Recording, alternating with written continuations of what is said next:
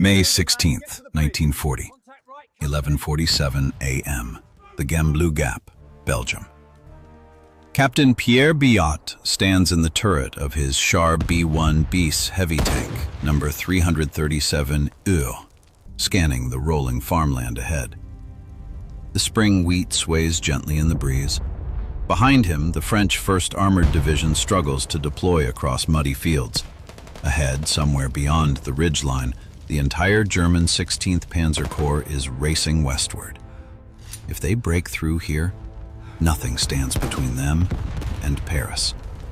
The fate of France balances on this narrow corridor of Belgian countryside, and Biot knows it. His crew of 4 sits in cramped silence inside the steel beast, waiting. The morning has been deceptively quiet, too quiet. Bilot's loader, Corporal Deveau, lights another cigarette with trembling hands, his third in 20 minutes. The radio crackles with garbled reports from reconnaissance units, contradictory orders, panic barely concealed beneath military protocol. Through his binoculars, Bilot watches a farmer's cart abandoned on the road, its horse still in the traces, head down, oblivious. Crows circle overhead. The air smells of diesel and freshly turned earth. His driver taps rhythmically on the control yoke, a nervous tick. The tank's engine idles with a low, predatory rumble. Somewhere to the north, artillery thumps distantly, a storm approaching.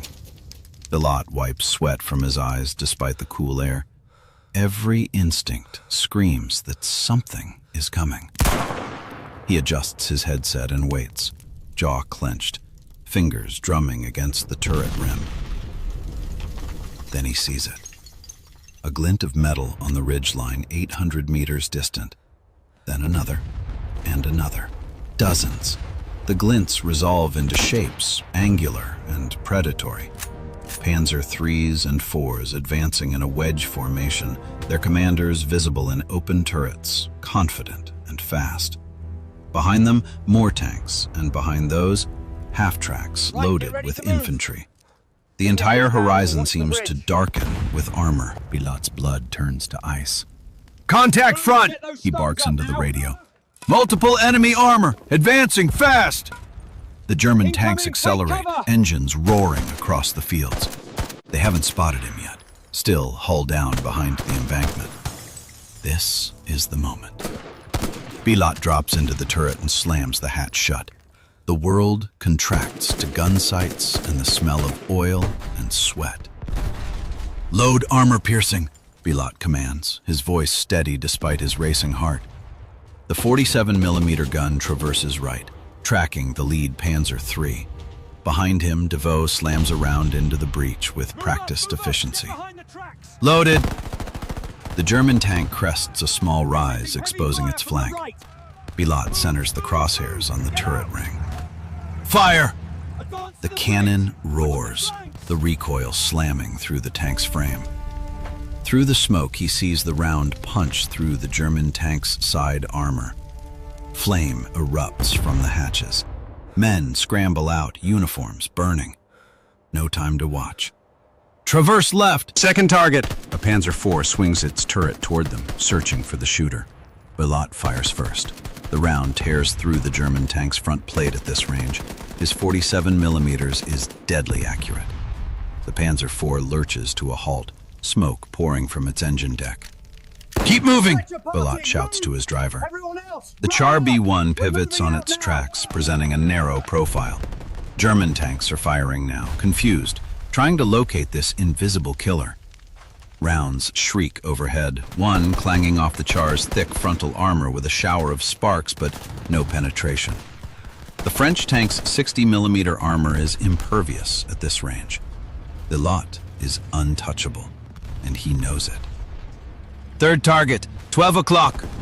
Another Panzer III explodes, its turret flying 10 meters into the air. 4 down. The German formation wavers, uncertainty spreading like a virus. Who is shooting them? Where is this monster? To Bilot's right, Lieutenant Moreau's tank engages from a different angle, catching 3 panzers in a crossfire. The Germans panic.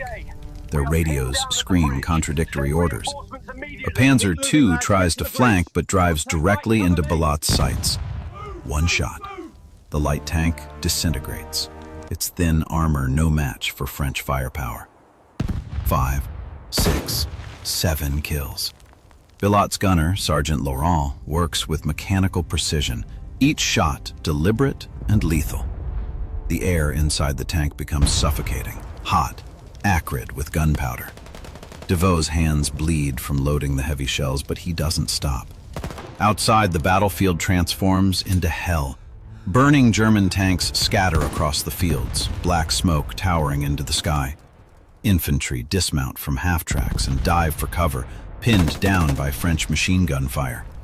A German 88mm anti-tank gun unlimbers frantically, trying to acquire Bilot's position, but Moreau's tank destroys it with a direct hit before it can fire. The Blitzkrieg, unstoppable for 6 days, grinds to a confused, bloody halt. German commanders scream into radios demanding to know what's happening. Their intelligence said French armor was obsolete, slow, poorly coordinated. This doesn't match any briefing. Bilot's breathing comes in ragged gasps. His uniform is soaked with sweat. Through the vision slit, he counts 11 burning German tanks. 11! In less than 15 minutes. The enemy formation breaks, panzers reversing desperately, trying to escape this killing field. Some bog down in soft ground, becoming easy targets. Others flee westward, abandoning the assault. French infantry begins advancing, emboldened by the sudden reversal. Bilot fires twice more, methodically destroying tanks that hesitate too long. 13 confirmed kills. The German attack collapses entirely.